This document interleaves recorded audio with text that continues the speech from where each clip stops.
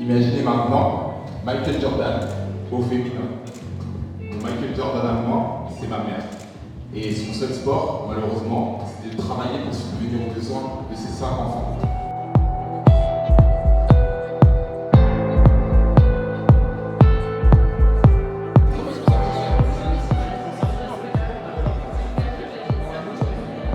Avant 2024, c'est une contribution de la jeunesse aux Jeux Olympiques et Paralympiques.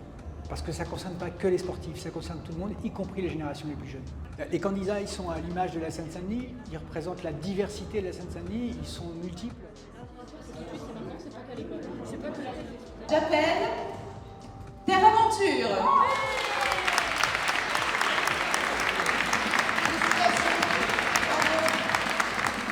Je ne me voyais pas forcément sur le podium, mais je suis vraiment pleine de reconnaissance et finalement d'espoir de dire que si ça arrive à toucher les membres du jury, c'est qu'on croit en valeurs que je véhicule. L'idée même de créer Terre Aventure est venue du fait que j'ai grandi en banlieue parisienne à Bagnolet, où je vis toujours.